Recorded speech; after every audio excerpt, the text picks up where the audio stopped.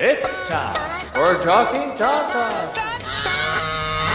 Star Wars discussion podcast, from reviews of the latest shows and books to breaking news and thoughtful interviews. Join us as we dive into all things from a galaxy far, far away. Hello and welcome back to another episode of Talkin Tauntauns. I am Jim Lahane, and joining me, as always, 5 times in a row, it's Nicole H. Quinn. Hello there. I'm counting on my hand how many, because we did 3 Maul episodes. 3 Maul episodes. Yeah. Yep. And I did a Clone Wars before that. I don't know if it was in a row. It wasn't in a row. There was a couple. It was close to a row, but I could fit in other episodes. So the way the recording worked out. So yeah, your right. recording and the way the episodes came out were a little different. Very different. Yeah, fair enough. No, I'm on a streak. Yeah, and Alex and I actually have another Clone Wars episode re-recorded like a month and a half ago. I haven't released because dang. We've been doing these. Stuff's been happening. Yeah. Yep. So I think I'm just going to get into it because it is 9:30 at night. I'm tired. Yeah, I'm sure you're tired. It's also a Friday. It is also a Friday, but I worked. Yeah. I had to do a presentation for like youth today, and I'm not cool at all. So I'm really tired, Yeah, you're cooler than I am. Well, it's a low bar. Go on, Jim. Nicole's sitting there going, and I'm shaking my head. So well, we have a absolutely wonderful interview coming up later in the episode. We to kind of show the sausage. We finished it. We know what it'll be. Yeah. We have Kristin Baver coming up on the show, and she is absolutely wonderful. It was such a fun discussion. Always a delight. But before we get into that, we wanted to announce a fundraiser that we had decided to do. This is the whole reason we're doing the opening, Nicole. I forgot why. I was like, we're just doing the intro. Wait till you guys hear this. Go ahead, Jim. So if we succeed in our goal of this fundraiser, I'll say who the fundraiser is for after. We had, I was going to look up when we did it.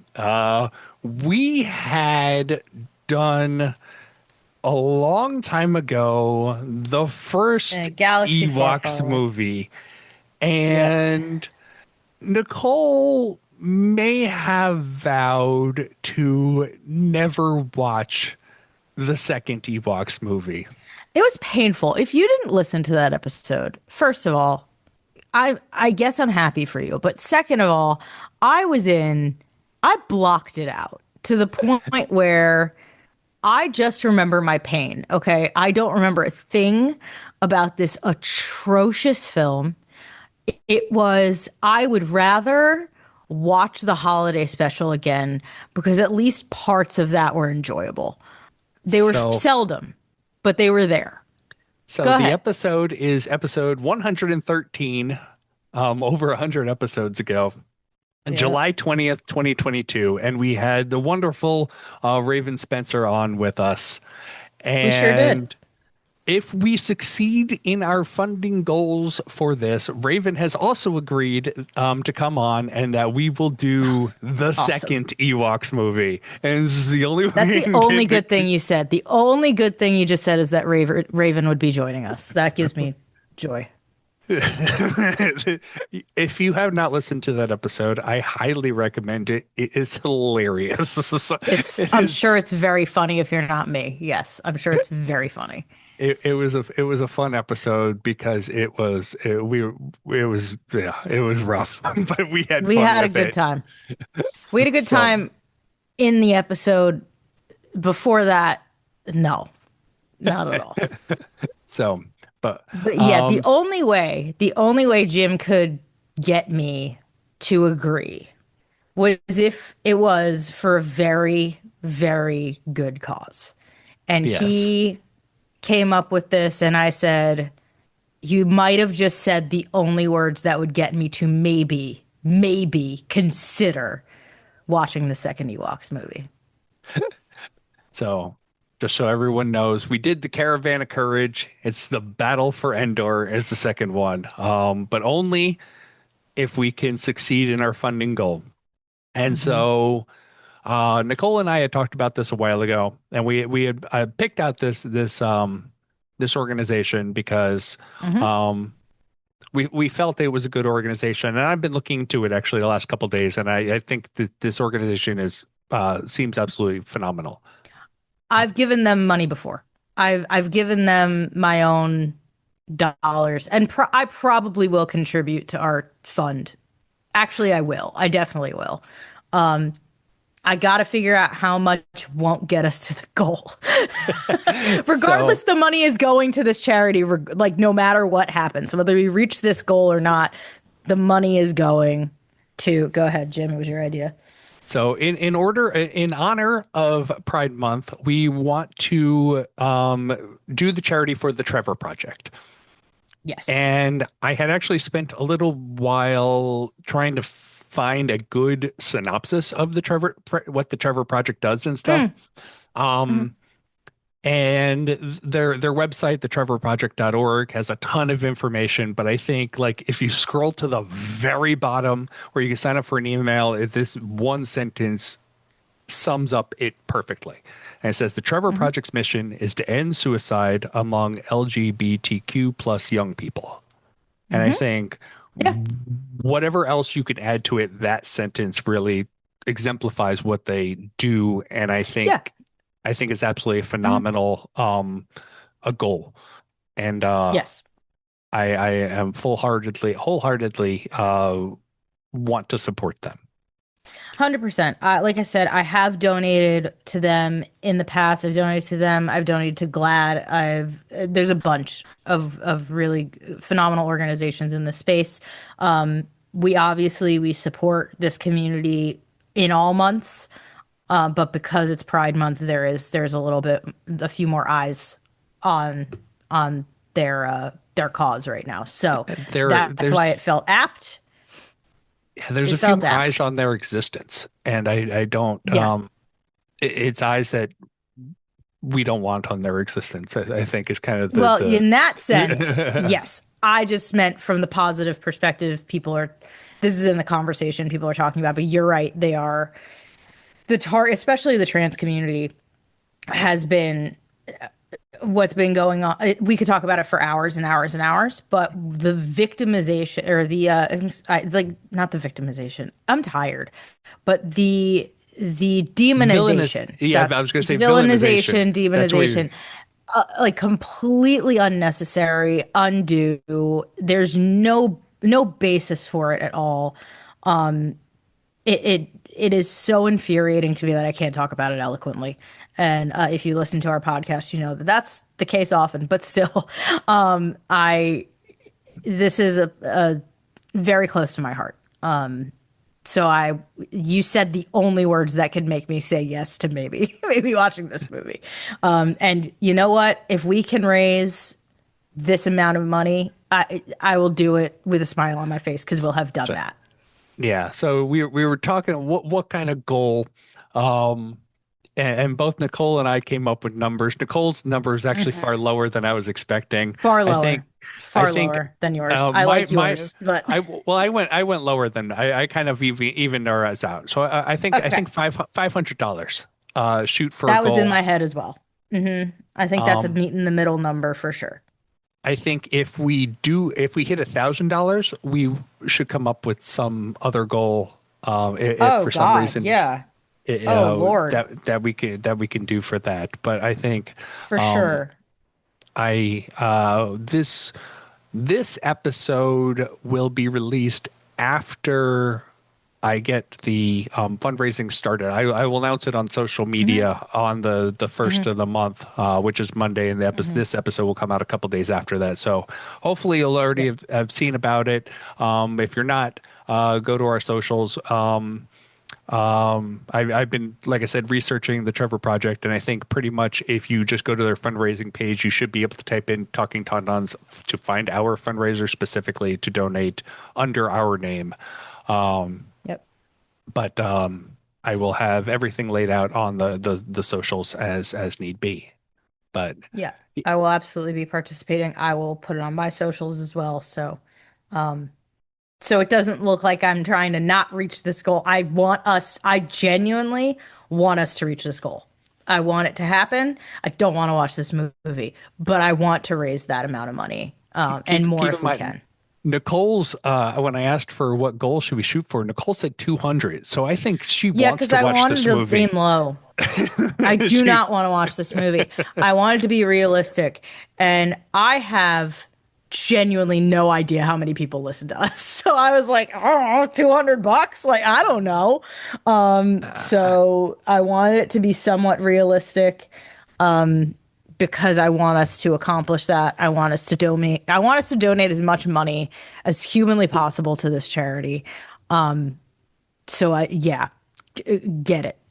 Go, give someone else some support so that I can torture myself. Oh my goodness gracious. so, and with that, I think we can move on to our star guest for the episode. Mm-hmm.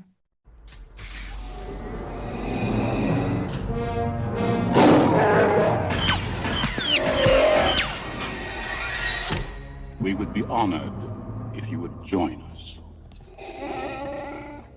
All right, we are joined by 10-time Star Wars author and the editor-in-chief of StarWars.com. It is returning to the show. It is the most wonderful Kristin Baver. Hello, hello. Thank you for having me. What an intro. I try. Yeah. We've had you on the show before, but that was talking other people's work. Now Mm. we're talking your work. Yes. Yeah, I'm excited for it. So how Yeah, are you very doing, excited. Kristin? Thank you for coming on. Go ahead. Doing well. Very excited right now. We are 1 week out from the premiere, the debut of Mandalorian and Grogu in theaters, and it just I love when there's new Star Wars in the movie theater. Uh, always have, always will, but it's just such a unique thing to me to sit down in the movie theater and experience it for the first time. So I'm still riding high on that.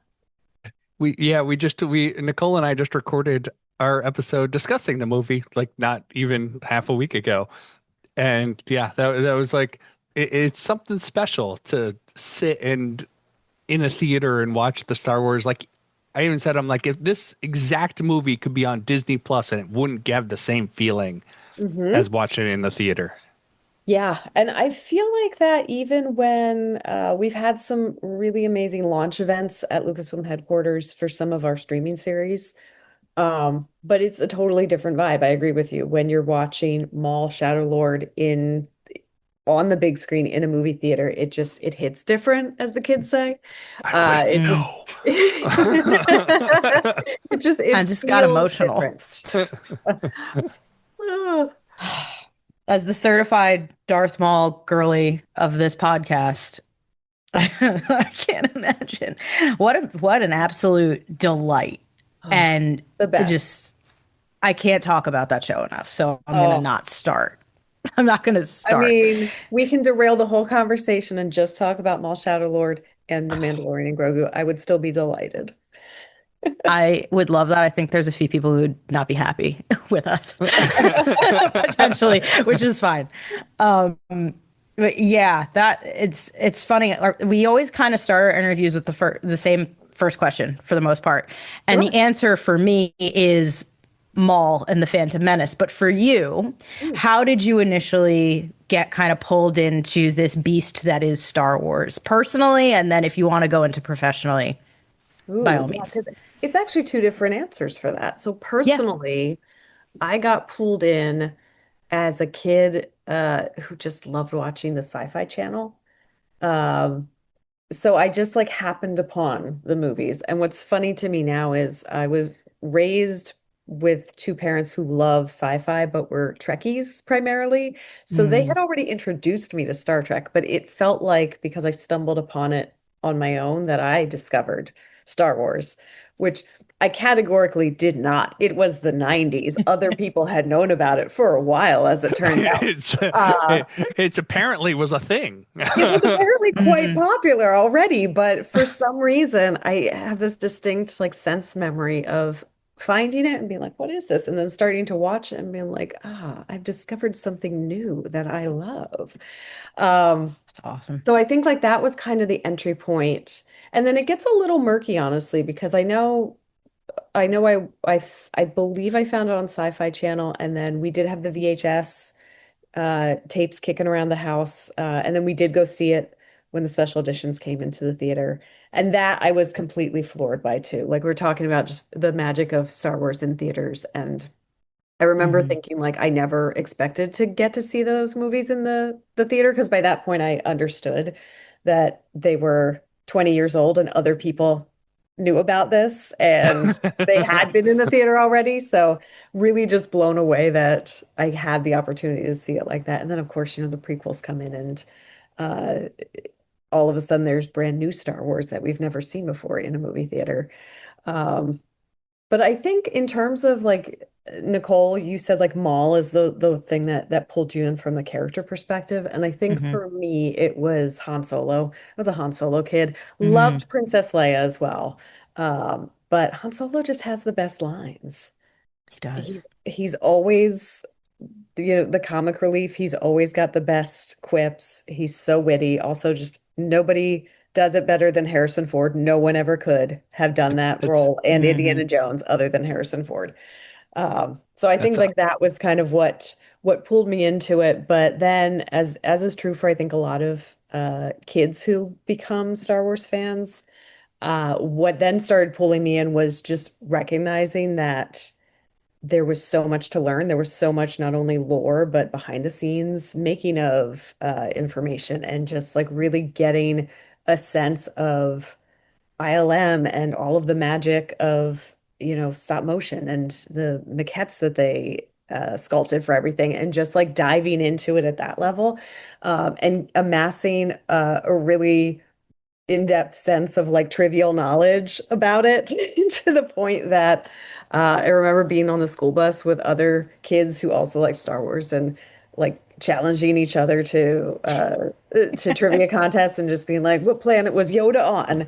And everybody has to ask a question and just going back and forth with that. But of course, what I didn't know was that was prepping me for future work. So really, I was just like getting you're ready studying. for a future job. I was Yeah. basically studying, Jim. Yeah. Uh, but of course, I never planned on working professionally at Lucasfilm or in Star Wars or in entertainment at all. And really, it's just a tremendous amount of good timing and luck and happenstance and I think also making some very specific strategic choices in my life to take something that I loved so much and try to combine it with the other thing that I love so much, which is writing, um, which is also why we're here today. That's right. A couple things that you had mentioned. I'm actively in the middle of reading the making of Star Wars, the J.W. Rinsler. Whistler, yeah. That I have never read it before, but a lot of the stories, like you're in the fandom long enough, you hear these stories from other places, but it just is funny how much Lucas did not want Ford in that role. And it was other people that Wild. kept putting Ford basically like in his path and is like, and eventually he's like, okay, fine. Can't imagine it. Oh, Can't imagine it as anyone else. I just can't. Like he's pitch perfect. he's pitch perfect, but I think it's in Rinsler's making of where you also start to get a sense of like the other trios that they were considering. Yeah, Yeah. And yeah. Yeah, and just some more of that too. Like that always blows my mind to just think like in another timeline, did they pick another three and it wasn't Mark Hamill and it wasn't Carrie Fisher and it also wasn't T Harrison Ford? And like what Tom does that movie Selleck look was the like? big one. Like, Yeah. it But just, like is That's a that different movie a movie. success in that timeline? Like did it still I don't explode in this know. way? It that's just a, feels like it would be It's a vastly interesting. different story. yeah, it's like Yeah. it said he didn't like Mark Hamill the first time through, he too. Ah, I don't know how that's you ever wild. don't like Mark Hamill. Like, it's You crazy. know, Absolutely yeah, crazy. yeah. I don't know. He's so likable. He's so relatable. He, I absolutely love him. I don't want to have an interaction with him because I don't want to taint. Like, Uh, I'd be overanalyzing it and thinking about it for the rest of my life. I'd just be like, what is every word I just said to Mark Hamill? And why was it the worst choice I ever made? Like, like it doesn't matter how good it went. That's what I'd be thinking about. so I think this is why part of the one of the things I really enjoy about my job as it is now with Lucasfilm and with StarWars.com is when I talk to people for an interview, I'm usually the interviewer. This is very different from Mm, me being the interviewee here today, but if I go in and I have a job to do, I feel a lot more like zen about it and I have a totally. much better time with the interaction, especially with somebody who I really admire or somebody who I've, watched on screen for a long time. Um, it's a totally different experience to me if I have a job to do and I know, we're there to do an yeah, interview and I've got and questions and you I have can the talk all prep work. day. You could just Yes. like it's like when I give presentations at scientific conferences, I know what I'm going to say. I don't get like nervous or anything because I have the script in my head. I just follow the script. Mm-hmm. Yeah, but Yeah. then like put me at a party with any of those people. I don't know what to do. I don't know what are my hands doing? Like what have I said? Have I embarrassed myself? Should I? And I would do the same thing. Like I would be rethinking it and over analyzing it and being super anxious about it. But it's funny how Yeah. much that can melt away in a professional capacity to the point that I always feel like I am genuinely introverted, but professionally extroverted. And there's some weird Yeah. alchemy there where I can like get up on the live stage at Celebration and do interviews all day and have the best time. But I very much want to sleep for 12 hours after that and not speak to That's anyone. my my We wife's are very similar similar. people. It's Fair, fair. Yeah. absolutely that. Yeah. Yeah, for sure. Yeah. So, side question on the work Sure. with Star Wars. So I assume your full-time position is really like editor in chief of StarWars.com. Do you do the book writing kind of like as a essentially a side gig, or like do you kind of tie it all? Is it all like in one big like workflow? Yeah, so it is a side gig. It is more of a yes and onto Mm, the day job. But what I find it to be really fascinating is it often helps inform the future of what I'm working on for StarWars.com. So like for example, mm, the last book that came out was Star Wars: The Art of the Acolyte, and we were working mhm. on that early enough that it was well before any work we were doing on StarWars.com for the show. So by the time we got around to doing those interviews and prepping things like trivia, I had like all of the knowledge amassed in my brain and could just like pull that campaign together not effortlessly because it certainly was a lot of effort and it certainly also took a lot of collaboration, but it's like it's interesting that the while the book is something extra because it is in that same galaxy and sphere, it can sometimes inform the day job then and actually, kind of circle back around where that knowledge that I've gleaned from the book project becomes super essential and super helpful on the site side. Totally makes sense. Yeah, I could see that. That it works to your advantage. Yeah, no, totally. And also I apparently don't like to sleep. And I just I do genuinely love working on these books just so much. that it's just really such a joy to be able to take that time and really delve into those worlds and those stories and do the interviews that go along with those as well. You know, because it's a different type of writing, I would say, like bookwork versus articles. The articles are definitely a lot closer to the life I led when I was a newspaper journalist. And you Mm. know, books are just a bit of a different beast. So it's really fun to challenge myself for a different type of writing and a different style, and also something that requires so much focused um, research and also interviews, you know, that are all kind of then threading together to create this, you know, much bigger whole than we usually see with an article.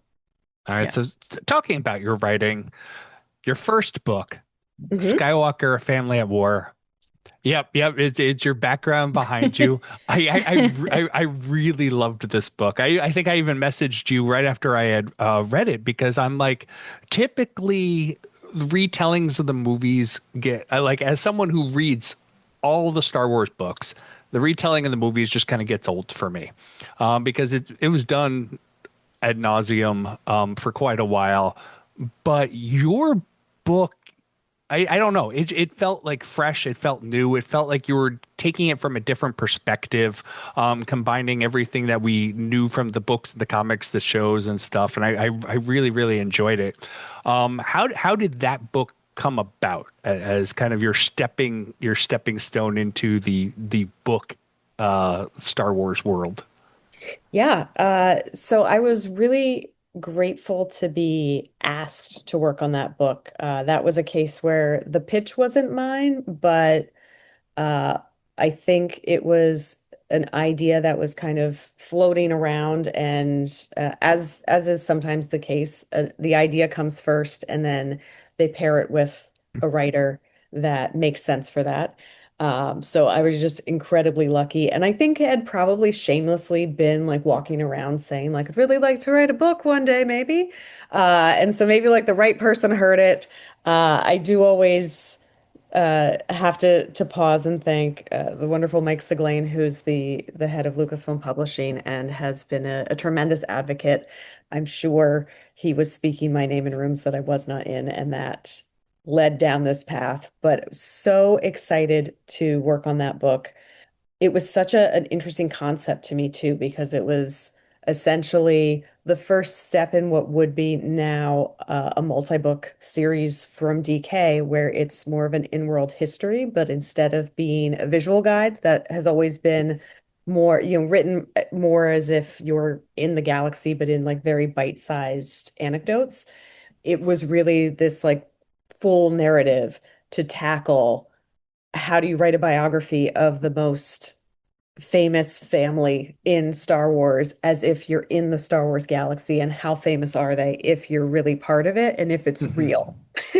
And wrapping your head Mm. around that, but also like how would people know these things and these stories, and where would this information come from, and trying to kind of solve for it to ensure that it always felt like it could be something that read like a biography in our world and could be information that people would have gleaned at least from a family that has this big of an impact and this many famous moments, as it turns out, that have galaxy changing effects. The Kardashians of the Star Wars universe. I don't know if I would compare them to the I don't know Kardashians. if that's the right family. I don't know if it's the My right family, Jim. my one to Um, one was always the Windsors, actually. So ooh.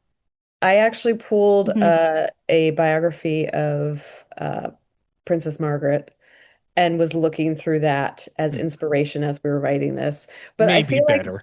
well, I mean, Kardashians are kind of the US Windsors, I Yeah. guess, if you In a have way. a certain Yeah. point of view. Yes. You know, they're certainly well known and famous, but yeah, I feel And like yes, the stature of the royal family feels more like a closer fit when you're looking at I the agree. Skywalker dynasty. That's all. I Yep. like I read Chris Kempshall's book too that you're saying this kind of formed into a group of books, and he Yeah. referenced this book as coming out in the future. It's like, oh, currently this biography of the Skywalkers is being worked on, and it's like, oh, like I know that book. So cool. I I adore Dr. Chris Kempshall. When he was working on his book, Rise and Fall of the Galactic Empire, he and I were having a lot of conversations about this because he took what we started to do with the Skywalker biography, and I feel like he really elevated it with his approach, where now there's like Mm. footnotes, and now like it gets really deep nerd real fast, and I love that. But one of the conversations we were having was he wanted to reference it and treat it as if, and we hadn't identified a narrator for the Skywalker biography, so he wanted to treat it as if the writer of that was a character who could also be in Star Wars, but wasn't me, but is named Kitrin Braves, so you do the math. I'm glad you brought that up because I got told no, not to. Oh Um, no! when I talked to Chris. Oh no, that's okay. It's okay. The fun of interview questions. Yes, yes. So also talking about the Skywalker book, your writing style. Mm. Your writing style, when I was reading the book, I kind of felt like I had the Lord of the Rings narrator kind of reading the story to me, and that just may be me. But is that like how did you develop that writing style? I don't know if I could quantify it for you, to be honest. Mm. It definitely is it's not my usual writing voice, I would say. Like I think I have a pretty specific writing voice for articles. Uh, I like to think, at least at this point, I've done enough of them that if my name wasn't on it, but you're familiar with my work, you might be able to see certain speech patterns or the way that I approach a lead for a story. But in this case, I think I was really trying to channel a different approach. And so it's not my usual writing style, but I think it does read, I hope, uh like something a little more elevated, and like somebody who is really treating the Skywalkers on that same level of like the royal family, and so and telling a story that I think is um just kind of, yeah, I don't know, coming from a different perspective than I would say like my normal writer's voice. Channeling Kitrin, I guess. I don't know. Kitrin was Yeah. speaking. Yeah.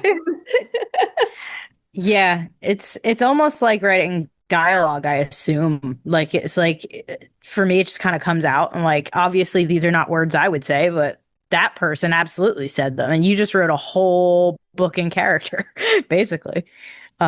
Which is awesome. And yeah, I get like that sometimes you can't really quantify it. It just is. You just channel that and that's what it is. Yeah. Um, yeah. Yeah, and it's And interesting yeah. because like for me as a writer too, so much of it comes down to I have to like feed the machine. I have to Mm, digest research materials, or I have to watch things and read things, and then like kind of let them percolate, and then it comes back out. However, it comes back out. And it's a really interesting process to me because sometimes like for example, when I was writing the short story for From a Certain Point of View, Return of the Jedi, about my girl, Sice Noodles, there was a mm. moment I had outlined a story, so I knew where it started and where it ended, but there was a moment while I was writing it where a Bomar monk walks in, and it was like it just sort of happened while I was writing, and I was like, well, that's interesting. I wasn't actually expecting that. And so it's like I don't know how you quantify that feeling, but I think other people who are writers or other creative folks might also have this happen from time to time, where it's just like you think you know where the story's going, and then the story tells you where it would like to go. The characters kind of lead you down a different path than maybe you were specifically trying to go. Yeah. I've definitely had that moment where it's almost like the character looks at you and goes, "No, I'm doing this." And you go, All right, let's go with that. Let's follow that and see what happens. It's such a weird but wonderful thing. And you've mentioned talking about Skywalker, a family at war, that that publication kind of prompted 100 objects. Yes. How did that happen? Where did that come from? What's the connective tissue there? Yeah. So for me, it was being sad that it was over when the book came out. Um, I had such a good time working on it, and then it's such an interesting thing when you write a book because you get done with it and then months pass and then it finally comes back from the printers. So like there's such a protracted timeline on it. And so since it was my first book, I remember I got an email from Mike Siglain reminding me, just like the sweetest email, because it was, talking about, just savor this moment kind of, but also he was like, if you're not already planning to, you should go to a bookstore tomorrow when this book comes out and go see it in the wild because it's a totally different thing. And I was like, all right, I'm gonna do that. So I did that. It's like a But zoo. it's like it is. Yeah, I was like, oh, are you making friends? Are you okay? But it was weird to see Or something I daycare. had, right? Yeah, yeah. Like, who are you on the Yeah. shelf with? Is everything fine? But it was interesting to see. It's like, oh, it's real now. And I mean, I had received my copies, like I'd held it in my hands, but it's a different thing, I think, when you see it on the shelves. And I was just so not ready to leave that feeling of being Mm. inside the Star Wars universe and speaking about it like it was real. Um, and it was partially inspired by another book that's 100 Objects from the British Museum, Hmm. I believe. Yeah. Mm. Or 100, The History of the World in 100 Objects. I can't remember what it is off the top of my head right now, but it was a book that I had discovered at Green Apple, which is our local bookstore in San Francisco that I love to haunt. And then really just started thinking about there's a world where you take all of the great work that Pablo does with the visual guides but expand on it a little bit in a similar fashion to the way Skywalker had more of kind of a narrative thread.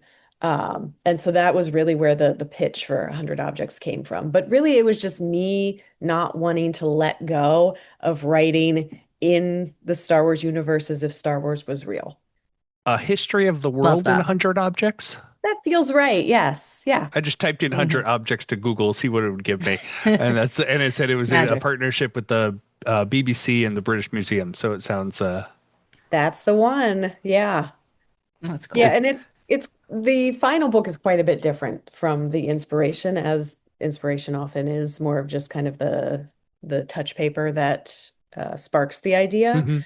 But that book was so fun to write. Like it's still one of my absolute favorites of the 10. Don't tell the other nine. Uh, because it was just They such a can hear joy. you. They are right behind me on the bookshelf. I know. But I remember just how much of a joy it was because it was like each object was its own essay. And Mm. so it was easy to step in and out of, depending on how much time I had for the day. So sometimes I would write a couple, and sometimes I would just write one and then go off and do something else. So it was a really easy project to kind of get in and out of because you just kind of like do all the research about that object today and that story, and then let that percolate and see what came out. Um, but also it's just one of my favorites because so many friends have sent me photos of it uh, in the shop at the Smithsonian Air and Space Museum. And that is just insane to me that That's something really cool. So it's dope. so cool, but it's like So this dope. is again, it's like the full circle of that was my favorite museum as a kid. We went Oh, there a it's lot the in the best summers. It's the museum. best. It's Especially such a as good one. a kid in the 90s. Like, it's ah, The best. And I grew up in Pennsylvania, so it was like 3 hours away. And my family would go down in the summers for, I think pretty much every summer we would go there. And I don't remember the year right now, but I know I went down twice when the Magic of the Myth was there and saw all of the Star Wars items. And so it's like it's just such a really special museum to me personally. And then to have Hmm. something that is for sale there, just like my brain cannot comprehend it. To like truly and honestly, uh, it's so bizarre, but so wonderful. That's what Yeah. when I picked up I when I was looking at the book, I had assumed that it was an out of universe book, and I remember when we wanted to get you on the show, I'm like, I want to read this book first before we set down anything, and so I was reading through. I'm like, wait a second, this is an in universe book. So cool. Like, why go that way? Why go in universe as opposed to out of universe? Mm, I think it's more because I had just spent so much time in universe with the Skywalkers.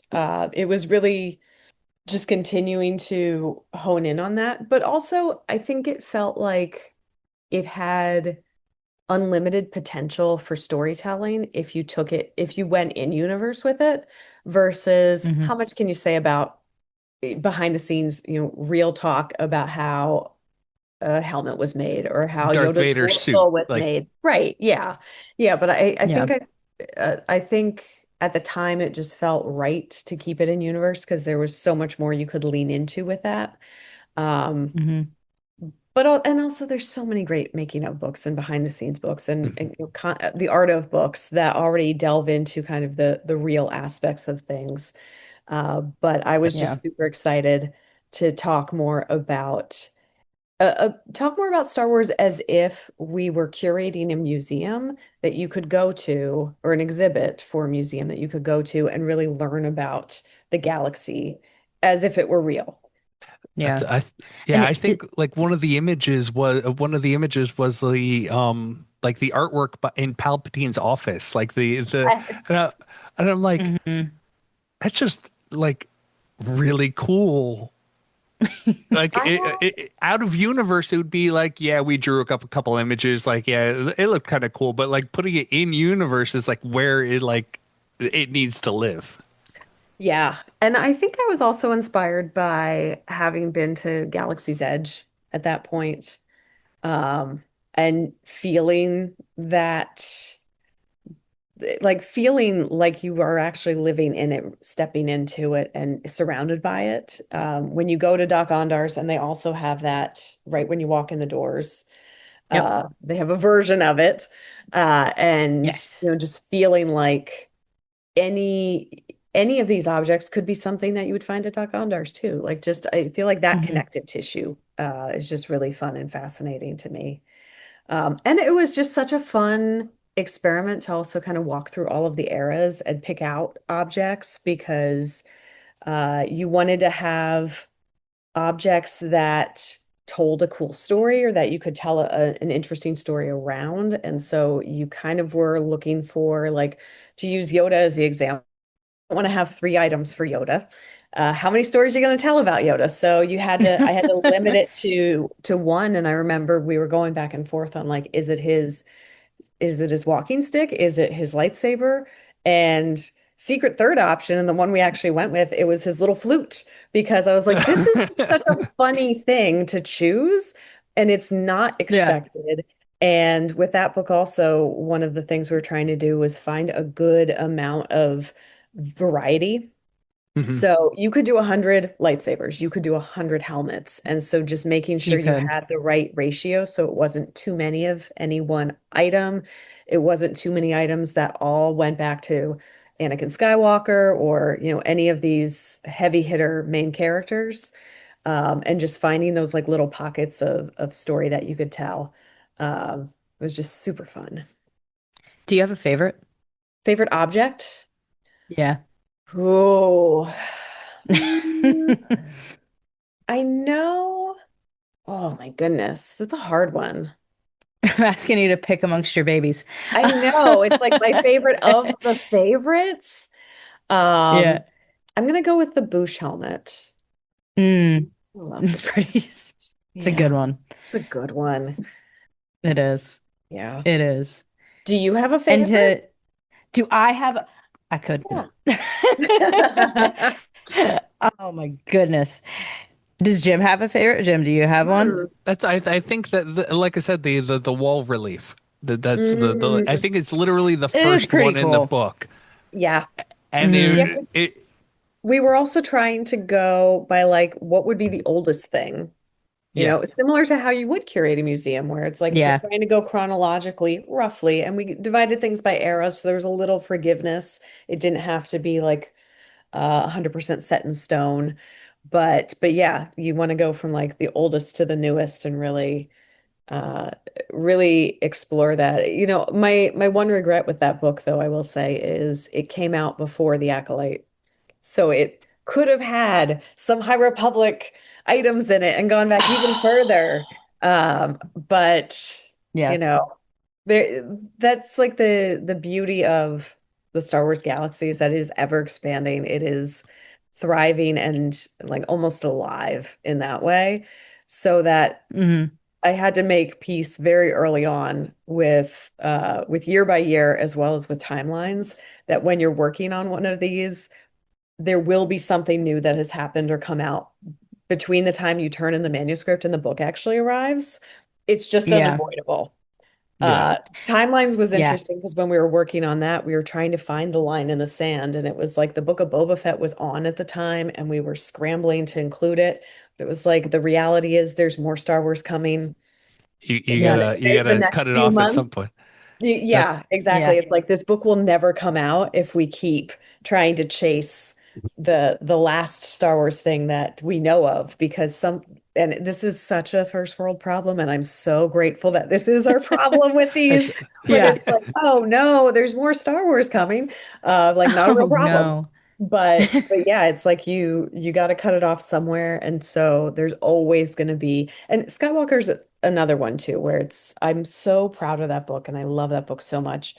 But so much new stuff has happened with those characters in the years since, Of just in course. the 6 years since that. I didn't know that Luke Skywalker was going to be training Grogu for any amount of time when we wrote that book. That would have been a Right. whole chapter, would have been a whole Right. thing. Didn't know about little Leia and her adventures with Obi-Wan yet. Um, but there's always room for updates. There's always room for future editions. that's Sure.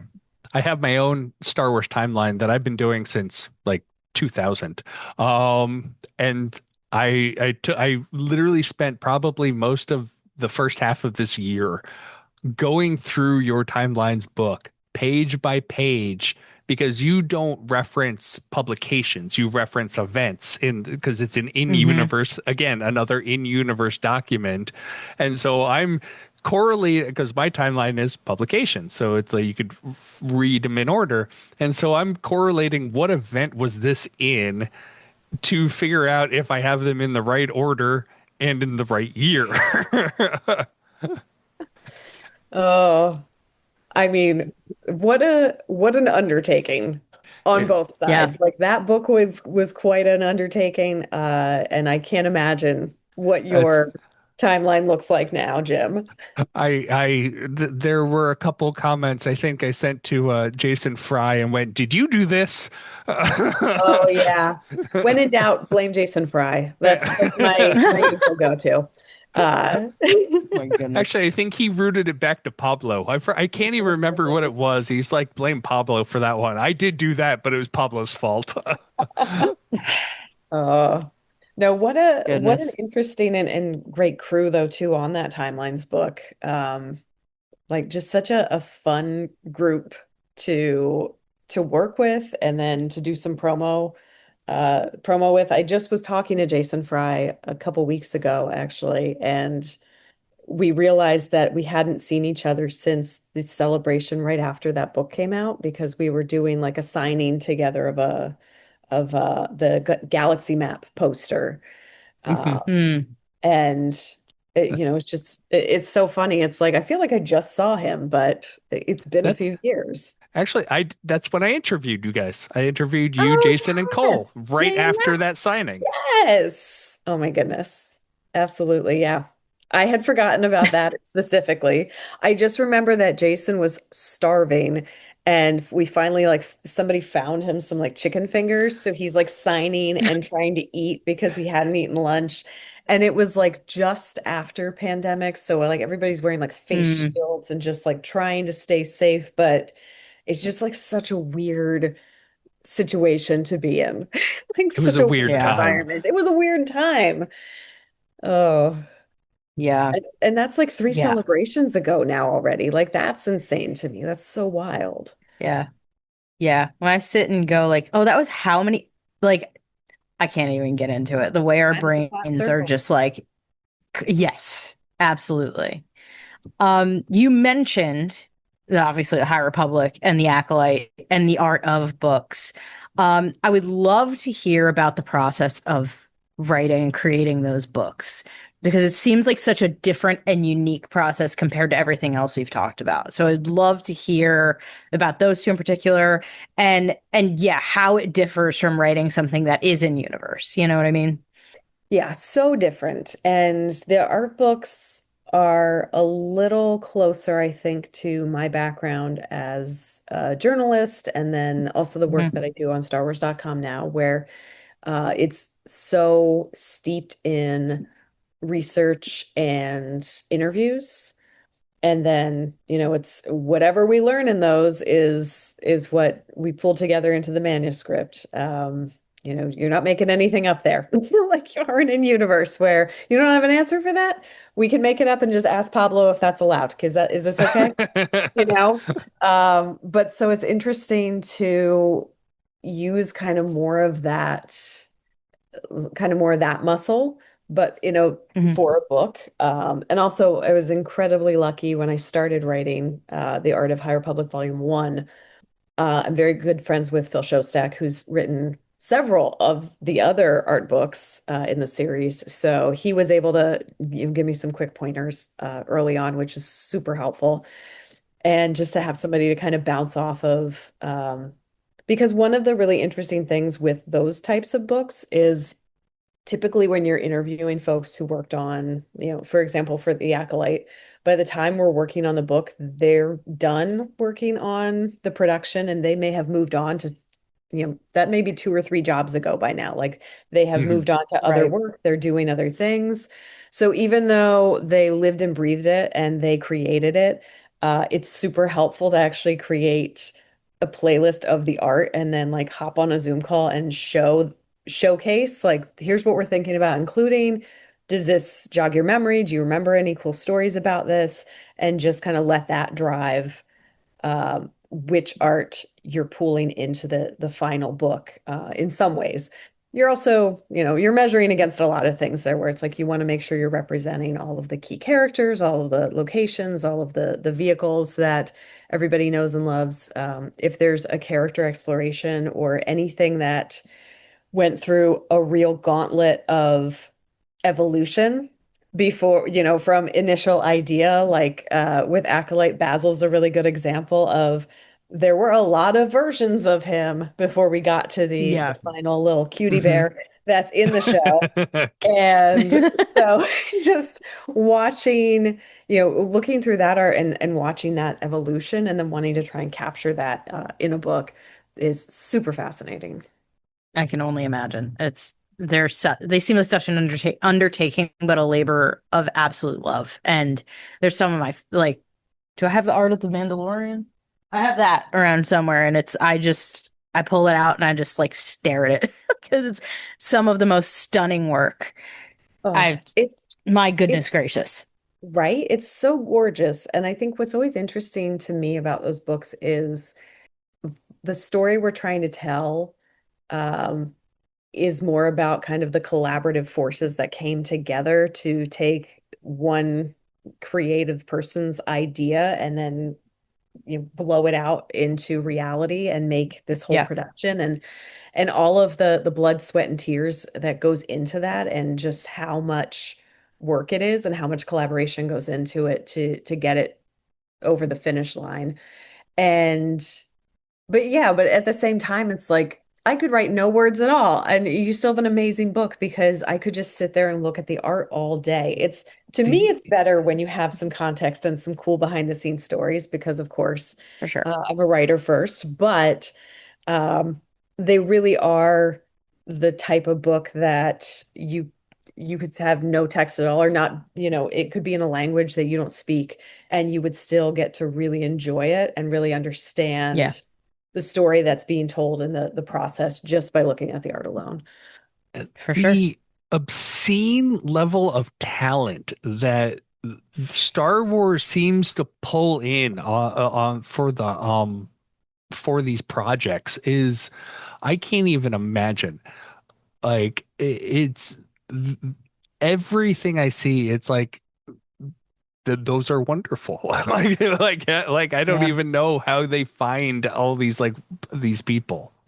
for sure. No, and I love it because when you're working on one of these books too, you get the chance to talk to those obscenely talented people and learn about all of the little details that they put into the work and all of the, nods to things that they incorporated or what inspired them to create a character or a creature. And so it's just so interesting to me to get to learn those stories and to really get to like deep dive with them in ways that it always makes me appreciate the actual show or film on a deeper level after I've Mm, either read one of these books or if I have the opportunity to write it, just being in that space and learning those details and learning that story and then watching it again, it hits different. yeah. I can also imagine just the process between, so we have the Art of the High Republic books that you did and the Art of the Acolyte. They're different beasts in and of itself, where the High Republic was a publishing initiative. And so your art is oftentimes the actual art that was presented as part of the story because that's how the story was presented in comic book form or some other like visual media. Whereas the Acolyte, the art was used to like storyboard or develop costumes or the sets and stuff like that. So you have a different type of artwork that's being presented in both of them. Yeah, absolutely. And it's interesting because in Art of High Republic's volumes one and two, you have there was less art generated for either of those books than for the Acolyte because, to your point, it's like you're making art for a very specific printed purpose for, you need to concept this character because they're going to be on a book cover, or you need to know exactly what this vehicle looks like because it's about to be in a comic book. And that's way different than you're designing a costume, but now someone has to sew it or fabricate it in some way. And then the person has to be able to move in it and they have to be able to fight in it.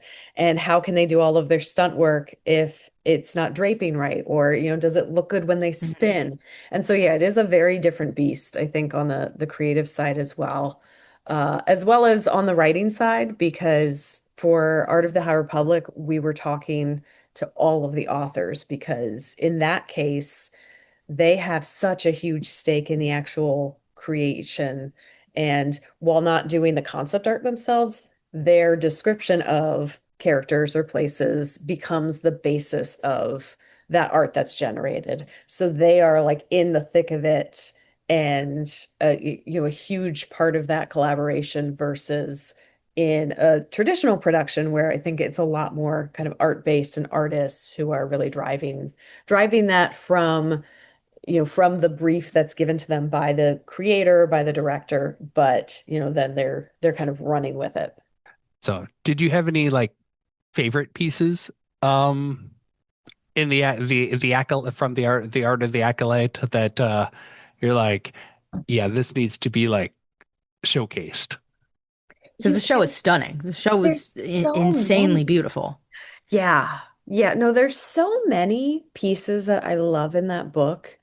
I really liked all of the explorations too of like what would the Jedi of that era look like and how would you And also like some of the background characters that got worked on for some of the different planets that they go to.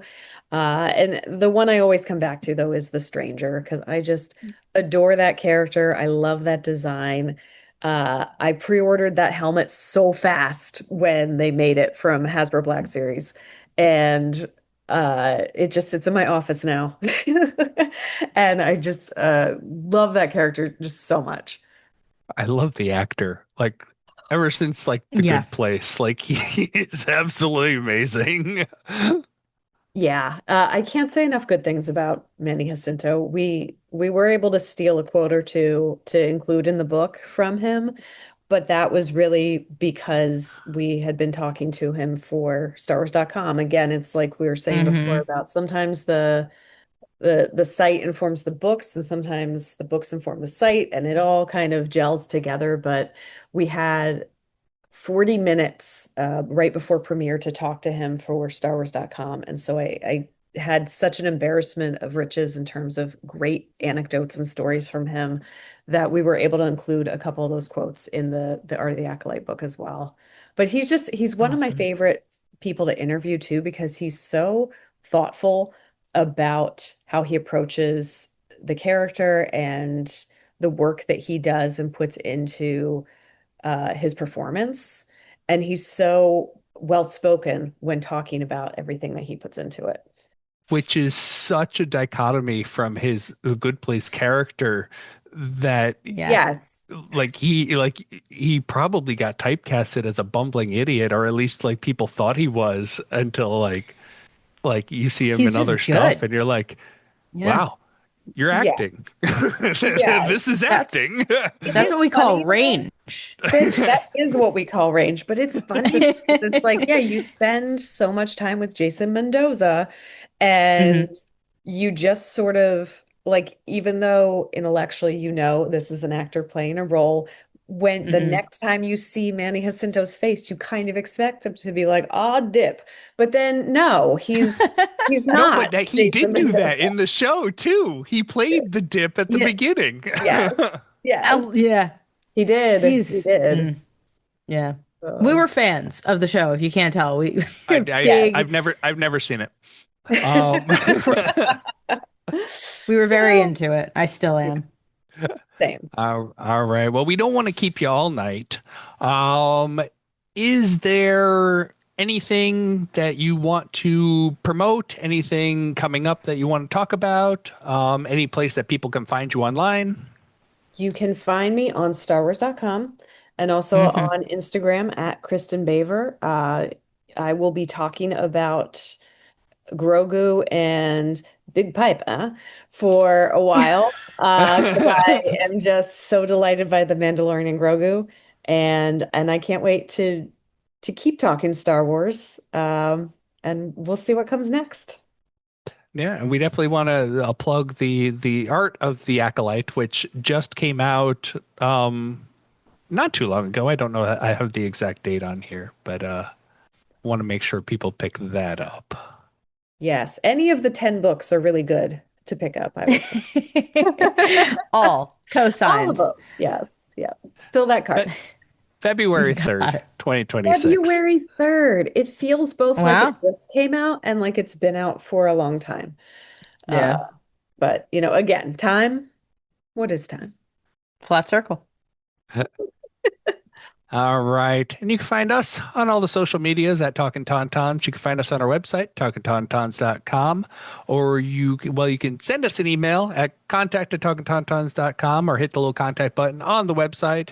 As always, please leave us a 5-star review wherever good, bad, or indifferent reviews are left.